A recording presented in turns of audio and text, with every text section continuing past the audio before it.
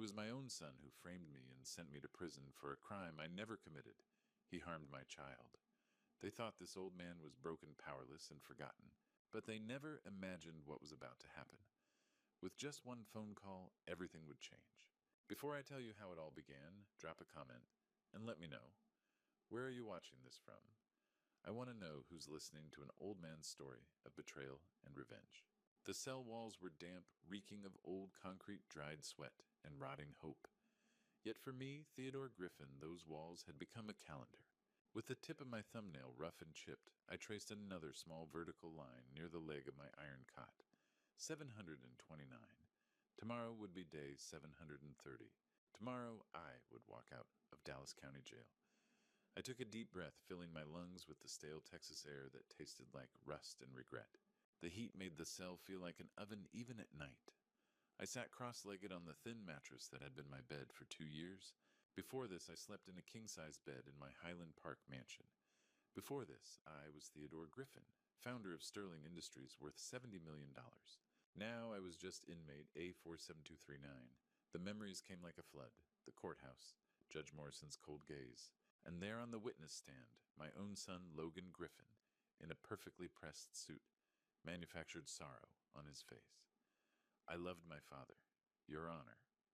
Logan's voice had trembled. But I cannot justify his actions.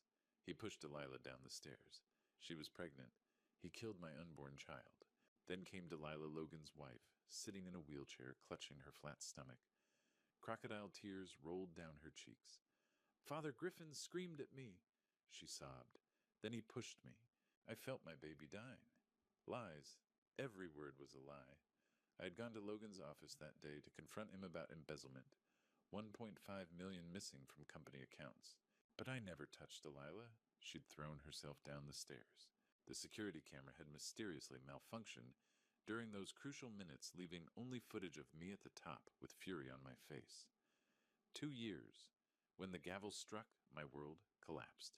I watched Logan embrace Delilah, and in that moment I caught a look, not guilt, but cold calculation. The look of someone who just eliminated the only obstacle to an inheritance. I had tried to fight. But Logan moved fast, filing an emergency petition to freeze my accounts, claiming I was mentally unstable. Without access to my money, I couldn't hire the attorneys who might have saved me. I was stuck with an overworked public defender who barely looked at my case before advising a guilty plea. I refused. I went to trial, and I lost. Theodore, you daydreaming again? A raspy voice interrupted. Carl Bennett, my cellmate. A man in his 60s, serving time for fraud. My only companion in this hellhole. Just counting Carl, I replied quietly. Tomorrow you walk free, Carl said, folding his uniform. If I were you, I'd be praising the Lord. But you're too calm, Theo. Like someone going to the grocery store and not walking out of hell. I allowed a faint smile that didn't reach my eyes. Because the real hell isn't here, Carl, I whispered. The real hell is out there waiting for me. Carl raised an eyebrow but said nothing. I stood walking to the cracked mirror above the sink. The man staring back was different. Hair streaked with gray, face hardened, eyes darker. I'd lost 20 pounds not from bad food, but from the rage burning inside me like a furnace. I thought of Elizabeth, my wife of 30 years, dead 3 years now. Gone before she could see what our son had become. Logan, Delilah. I said the names like curses. Tomorrow they'd be waiting outside with reporters staging reconciliation, playing their roles. But I had learned patience in this cell. Patience was a weapon, and revenge was a dish best served cold. I'd frozen mine for 2 years. The cell door would open in a few hours, and when it did, hell would follow me out. Visitation hours. The sound of expensive shoes echoed down the hallway. Logan was coming. Again. Griffin visitors, Officer Martinez said. Your son says it's urgent. I closed my book. The final desperate attempt. Of course. The visitation room was divided by plexiglass. Through it I saw Logan in his $3,000 suit, looking tired. Good. Beside him sat Delilah and Chanel, looking thinner. Even better. Logan grabbed the phone. I waited before lifting my own. Dad, please! Logan's voice cracked.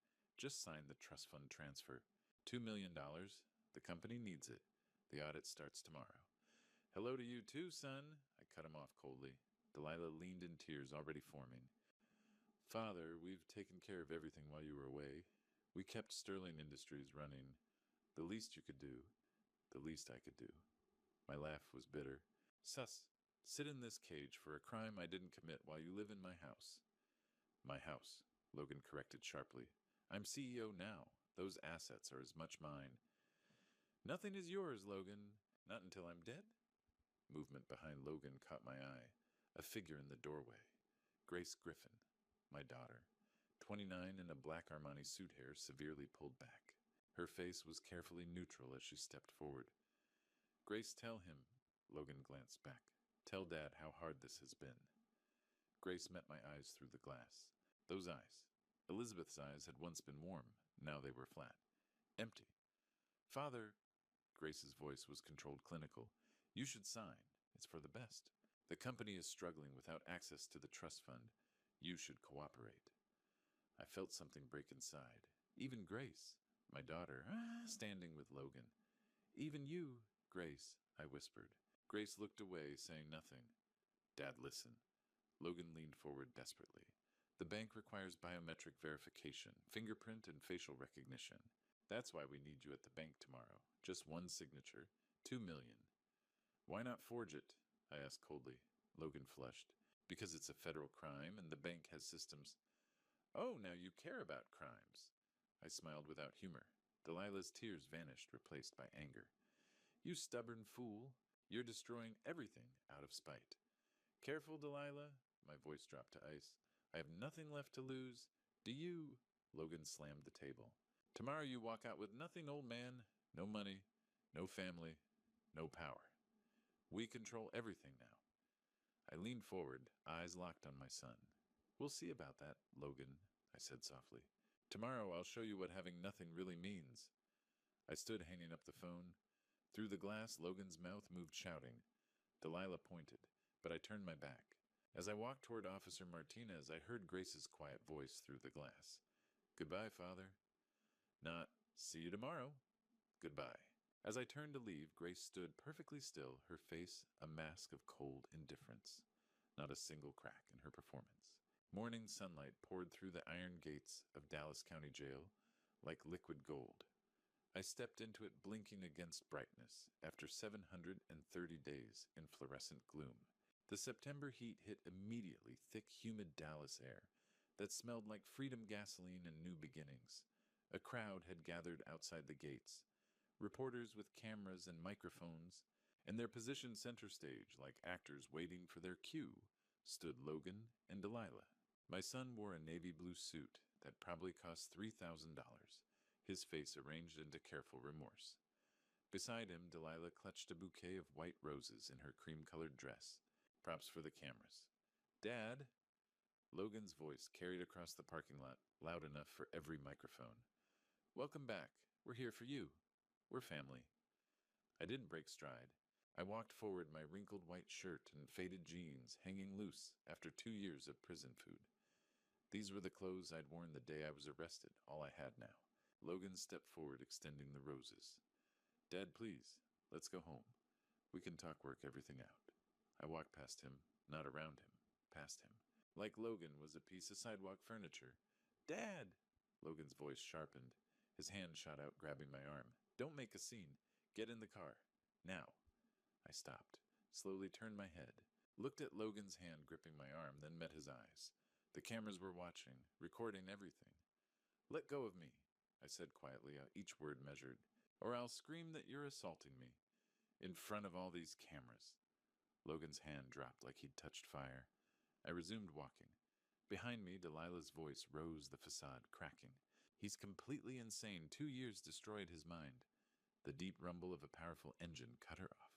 A black Rolls-Royce Phantom glided into the parking lot like a panther chrome gleaming in sunlight, commanding immediate attention.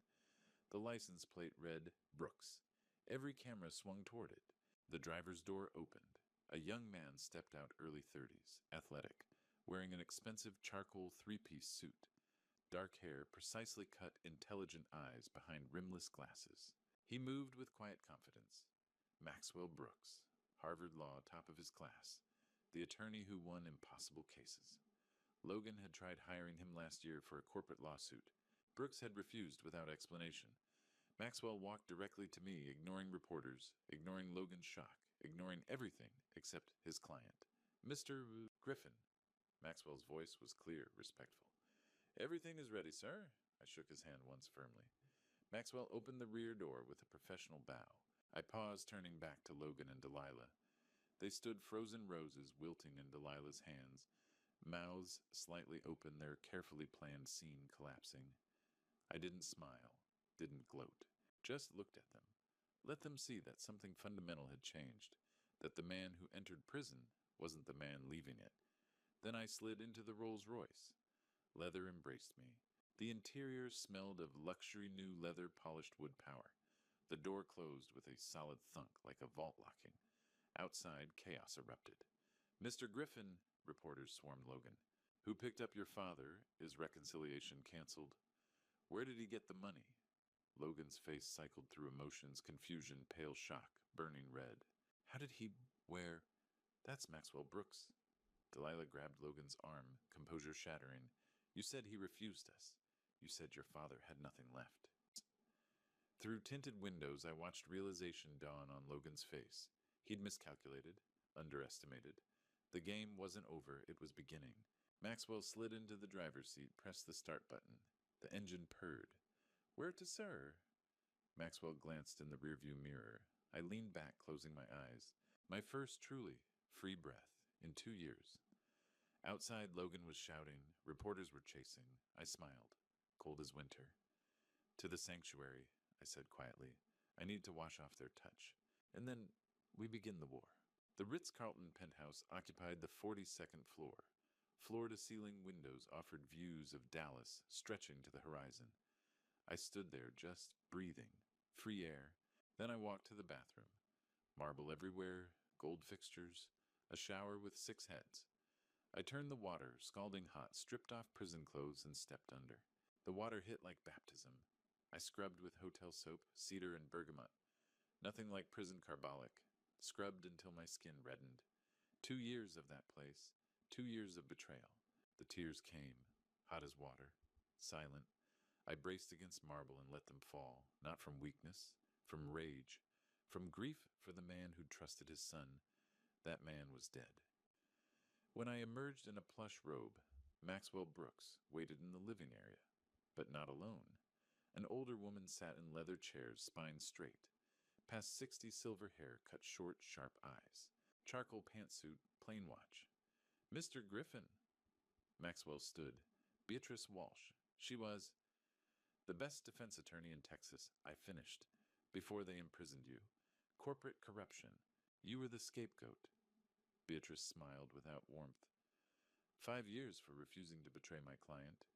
Released 6 months ago. Maxwell was my student. He told me about you. And you want to help? I want to destroy corrupt bastards, Beatrice corrected. Your son qualifies. Maxwell gestured to documents covering the coffee table. We need to move fast. Strike while Logan's off balance. I sat. Show me. Power of attorney. Maxwell laid out the first document. Logan declared you mentally incompetent. We're revoking it. Your signature reactivates your 70% shareholder status. I signed immediately. Next emergency forensic audit. Freezes all company accounts until completion. Logan can't move money without board approval. How long? Minimum 30 days. Longer if we find irregularities, which we will. Do it. Beatrice leaned forward. Your source sent this. A manila envelope. No name. Just a 1 letter. G. My hand stilled. I knew that handwriting. Inside a flash drive, a note on plain paper. 2 years of work. Everything you need. Trust Maxwell. Your ally, very thorough. Maxwell plugged in the drive. His laptop filled with spreadsheets, bank records, emails, shell companies, money laundering, bribes to Judge Morrison. The technician Logan paid to corrupt footage. Who is this? I asked quietly. Anonymous, Maxwell replied, but someone with Sterling Industries access. Someone Logan trusts. I stared at the letter G. My chest tightened. Gray snow. She'd been cold yesterday. Distant. Unless... Mr. Griffin, Beatrice prompted. I looked up, pushing the thought aside. Execute the freeze. Cut Logan from every account. Corporate, personal, everything.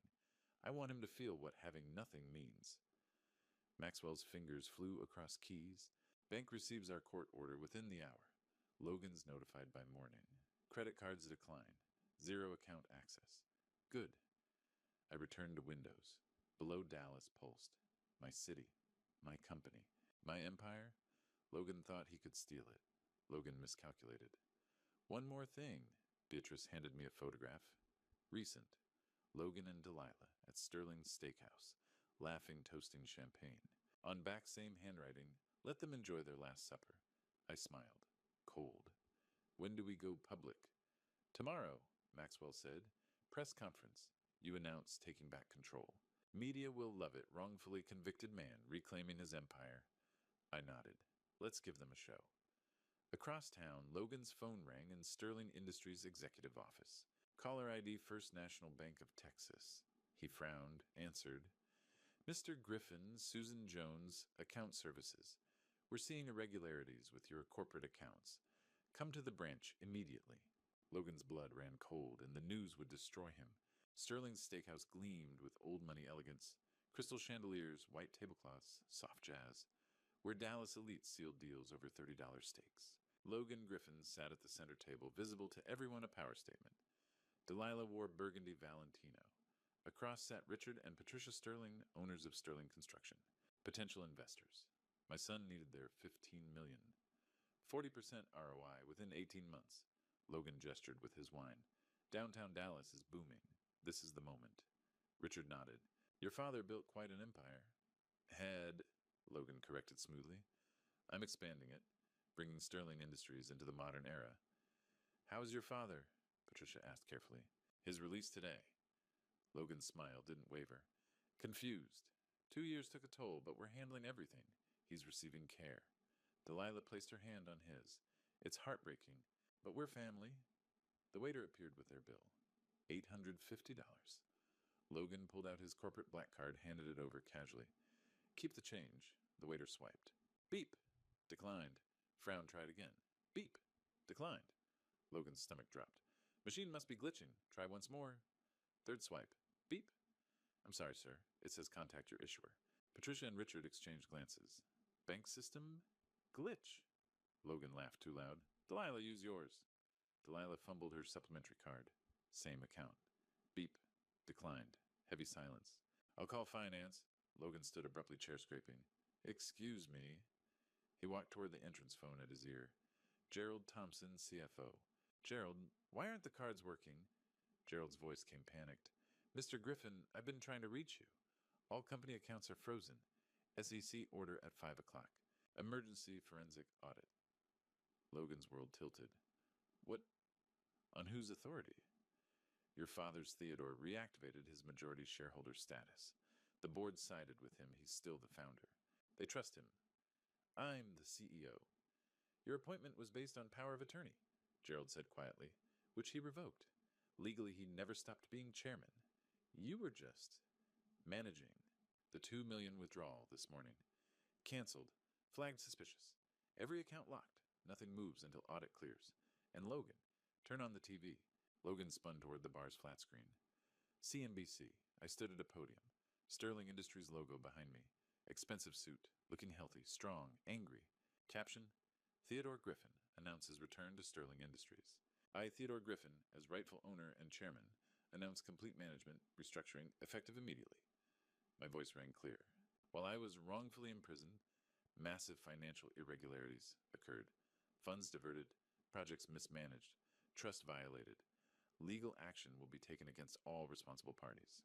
My eyes seemed to bore through the camera into Logan. This company will be cleaned from top to bottom. The screen cut to reporters. I walked away. Logan stood frozen. Every eye in Sterling's Steakhouse was on him. Patricia showed her husband something on her phone. The waiter hovered with the unpaid bill. Delilah appeared hissing. Logan, people are staring. What's happening? Logan couldn't speak. He watched his reflection in brass fixtures. A man who just realized he had nothing. His phone buzzed. Unknown number. Enjoy your last supper. Gee, it wasn't just a declined credit card, it was checkmate. Logan Griffin woke to his phone vibrating violently. 47 missed calls. 63 texts. Barely 7 in the morning. He unlocked it. First text from his assistant. Call me immediately. Emergency. Second from a board member. What the hell is this third? Included a link. Logan clicked. Twitter loaded. The Truth for Theodore was trending. Number 1. 2 million mentions. The top tweet was from an anonymous account, Ass Justice Revealed. 40,000 retweets. One image of medical record. Mercy General Hospital, Dallas. Patient Delilah Pierce Griffin. Logan's hands shook, reading it. Date, September the 23rd, 11:45 p.m. Diagnosis. Spontaneous incomplete abortion due to illegal diet pills. DNP procedure. Emergency DNC performed September 23rd. Delilah's fall at my office happened September 25th. 2 days later. Comments filled the screen. She lied. Baby was already dead. Theodore Griffin is innocent. This woman destroyed a family for money. Logan scrolled. Instagram exploded. TikTok viral. Reddit threads. The entire internet turned against them overnight. Logan threw his phone. It hit the wall. Delilah stirred. Logan, what's wrong? Get up. His voice strangled. Now. He shoved his iPad in her face. The medical record. Explain why this says you miscarried September 23rd. 2 days before you fell. Delilah went white. That's fake. Your father. Don't lie. Logan grabbed his phone dialed. Speaker. Dr. Jones at Mercy General answered. Mr. Griffin. The medical record online. September 23rd. Is it authentic? Pause. Mr. Griffin, I can't discuss is it authentic. Quietly. Yes. Stolen by a terminated nurse, but genuine. I'm sorry for the breach. Logan hung up, stared at Delilah. She was crying. Real tears this time. Logan, I can explain. You lost the baby 2 days before? Logan said slowly. Because of illegal diet pills. Then you faked the fall. I was scared. Delilah screamed. You said if I couldn't give you an heir, so you lied. Logan grabbed her shoulders. You sent my father to prison for 2 years for a baby already dead. I saw an opportunity. Theodore was angry about money. I panicked. I threw myself down the stairs. I thought we'd be free. We'd have everything. Logan released her like poison, stumbled back. I destroyed my father, he whispered. I testified against him. All for a baby that never existed when you fell. It wasn't my fault, the pills.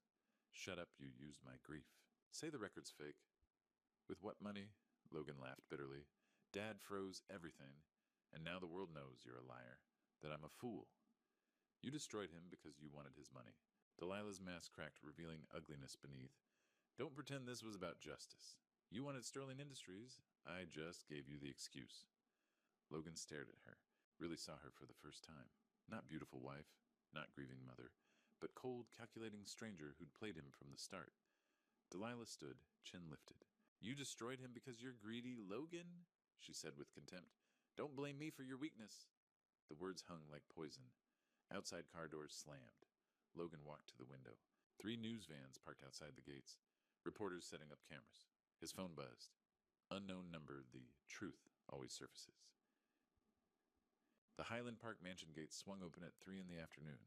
I stepped from Maxwell Brooks' Bentley, flanked by 2 police officers and a court official with documents. Behind them, a moving truck idled. Logan appeared at the front door, barefoot wrinkled shirt, bloodshot eyes from the sleepless night. What the hell is this? Logan shouted. Property deed 4729, the official read. Registered under Theodore Griffin's sole ownership. Premarital asset. Immediate eviction granted. Logan's mouth opened. But I'm your son. This is our home. My voice cut like ice. Your home. This is my house. You've been a guest who overstayed and started stealing. Delilah rushed out in her bathrobe. You can't do this. I turned to her. You're no Lady Delilah. Just a parasite who attached to the wrong host. I nodded to officers. Remove personal belongings. Clothes and toiletries only. Everything bought with company funds stays. My dress is my bags, Delilah screamed. Paid for with stolen money. I cut her off. A black BMW pulled up. Grace Griffin stepped out in a navy pantsuit, sunglasses hiding her eyes. Logan's face lit with hope. Grace, thank God. Tell him this is insane. Grace walked past Logan without acknowledgement. Approached me, heels clicking. Father, Grace's voice measured. Please, he's still your son. Can't we handle this privately? My jaw tightened. Stay out of this, Grace. Grace lowered her head. I understand you're angry, but he's family. This will destroy him. He destroyed himself. Grace turned to Logan, face a mask of regret. I'm sorry, brother. I tried. Logan grabbed her arm. Grace, please call him off. Grace pulled free gently. You made your choices. You chose Delilah over Dad. You chose lies. I can't help someone who betrayed their father. She walked to her BMW without looking back. 30 minutes later, Logan and Delilah stood outside the gates. 3 suitcases, 2 duffel bags. Everything they could prove they'd bought themselves. The gates closed with electronic finality. Neighbors filmed on phones. By nightfall, every Dallas news station would show it. 3 days later, Sunset Motel Room, 204. Mildew and defeat. The air conditioner rattled spitting lukewarm air. Stein bedspread threadbare carpet dripping faucet. Logan sat on the sagging mattress counting cash for the 3rd time. $180. That was it. Delilah emerged from the bathroom, expensive hair now limp. I can't live like this. 90 degrees. No shower pressure. Roach's Logan. Then leave, Logan said flatly. With what money, my accounts are frozen too. You were stupid about a lot of things. Delilah's face flushed. Don't blame me. You wanted your father's company. I just helped. Logan grabbed her arm. Helped you lie about our baby. You were too weak to take what you wanted. Delilah yanked free. So I took it for you. Silence except for the dripping faucet. Logan sank onto the bed, face in hands. Lost everything. Company, mansion, father, sister, dignity. He reached for his phone. Called Grace. 4 rings. She answered. What do you want, Logan? Gracie, please. His voice broke. I'm your brother. Just talk to Dad. Tell him I'm sorry. I'll do anything. Work minimum wage. Live in a studio. Please.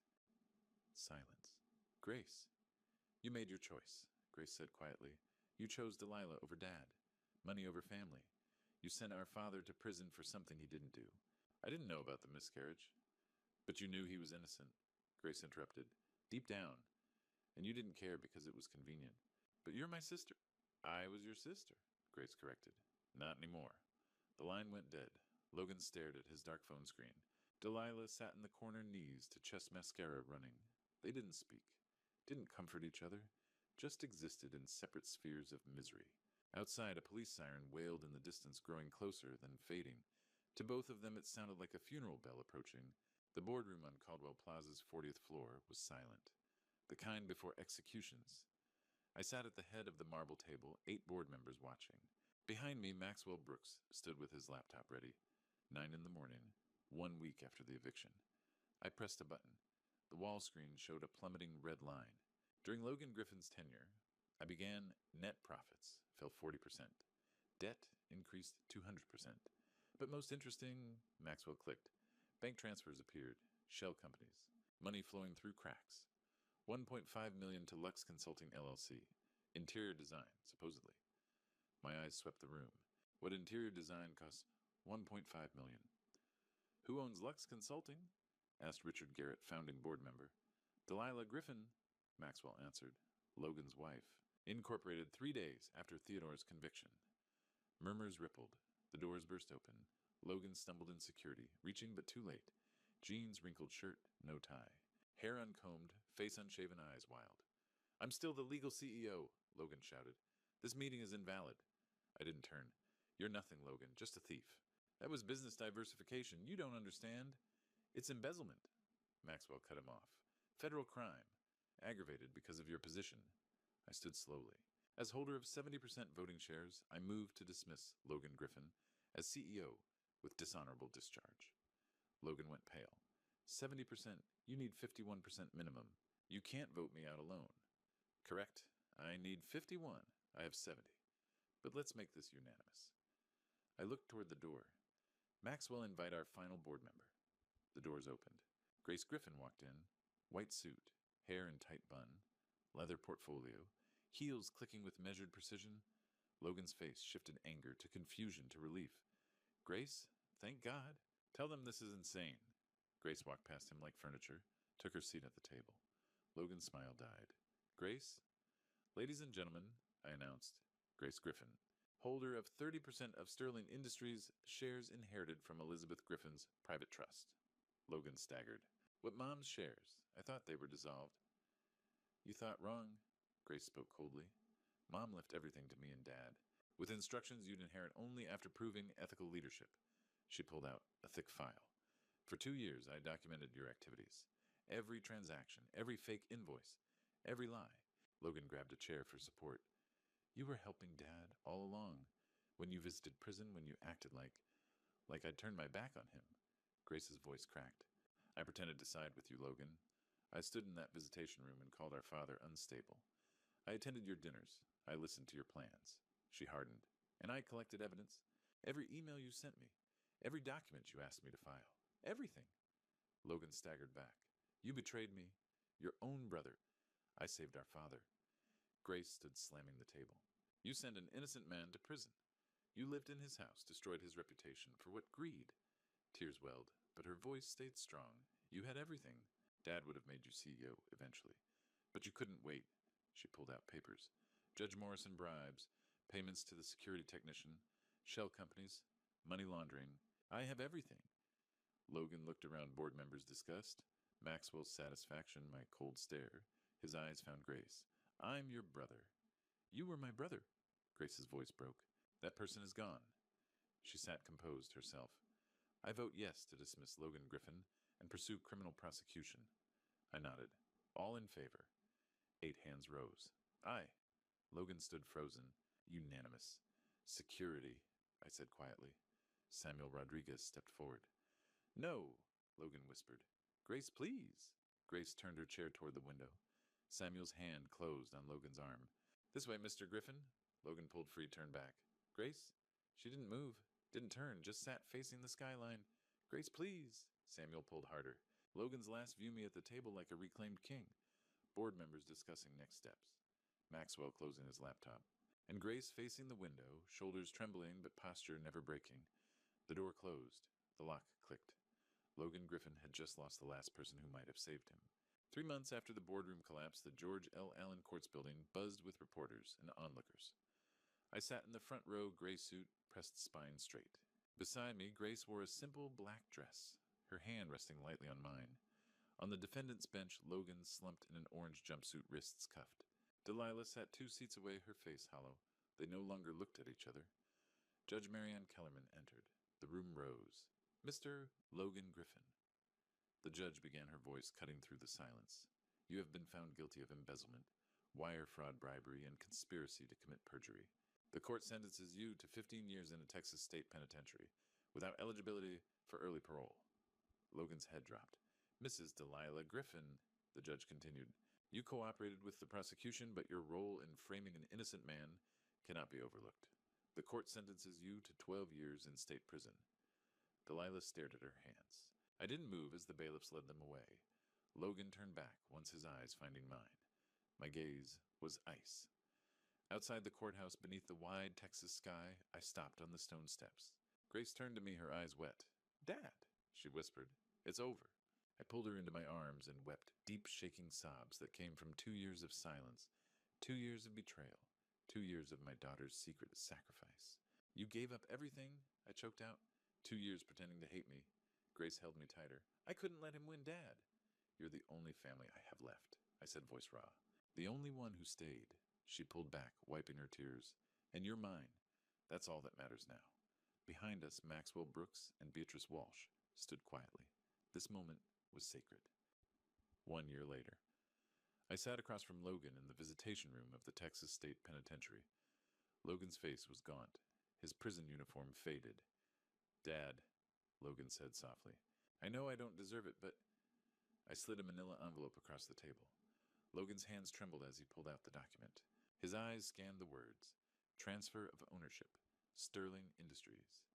Grace Eleanor Griffin, 100% shareholder and chief executive officer. You're giving her everything, Logan's voice cracked. I already did, I said flatly. 6 months ago. It's hers now. Logan looked up desperate. And me? I leaned forward. You are no longer my son, legally, emotionally, financially. You chose greed over family. You chose her over me. Dad, please. Don't, I stood. You will serve your 15 years, and when you get out, you will have nothing. No name, no legacy, no father. I turned toward the door. Dad! Logan's voice broke. I'm sorry. I paused my back to my son. For a moment, the room held its breath. Then I walked out. The steel door clanged shut behind me. Outside, the Texas sun blazed over the flat horizon. I walked toward the black sedan. Grace leaned against it, arms crossed, a small smile on her face. "How did it go?" she asked gently. "It's done," I said. She nodded. "Good." I looked at her, my daughter, my partner, my only true family. "You ready to run an empire?" Grace grinned. "I've been running it for 6 months, old man." I laughed a real laugh, the first in years. As the car pulled away from the prison, I glanced once in the side mirror. The gray walls grew smaller, then disappeared. The past was buried. The future was ours.